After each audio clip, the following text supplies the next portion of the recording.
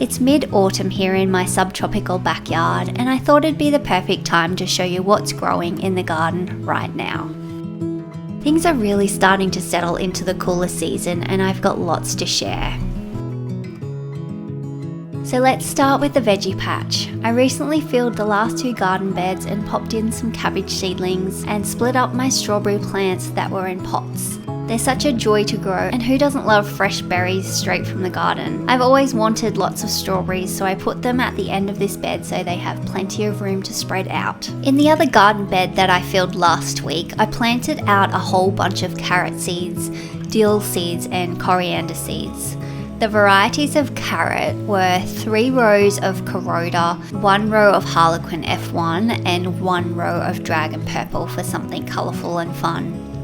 The coriander seeds I have been saving over and over again for about 3 years, trying to acclimatise the seeds to my particular environment to improve bolting. We will see how they go this year.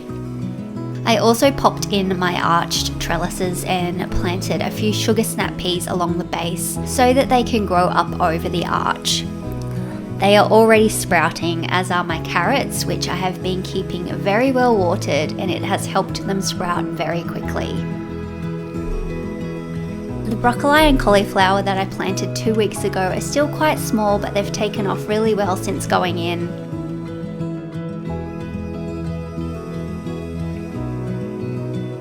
The garlic and onions are coming along. They will take their time but should be ready later towards spring and summer.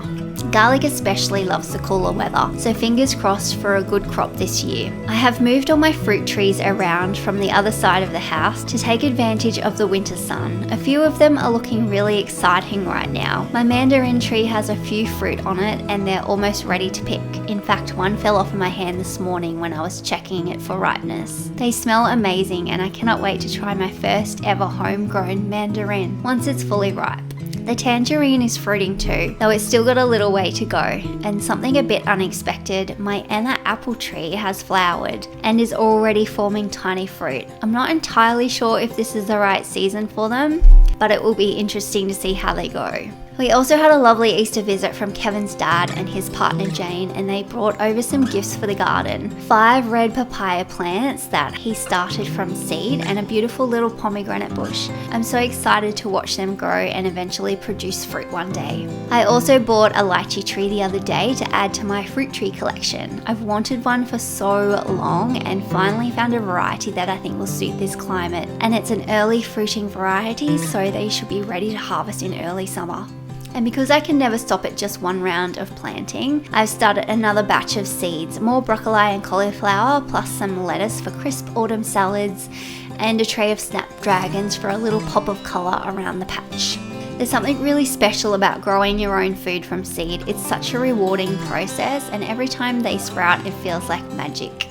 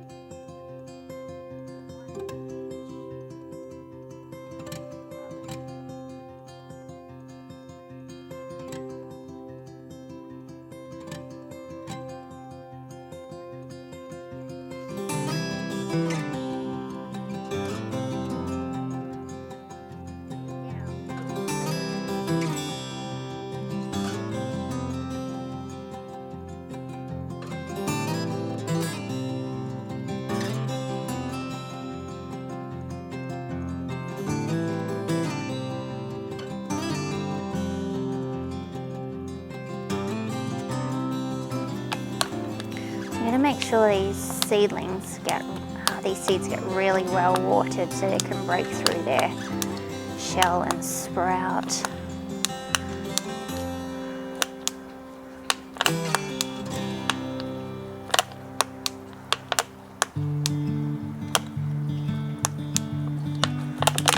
just got an old water bottle and drilled holes in the top there just to make a makeshift watering bottle for my seedlings.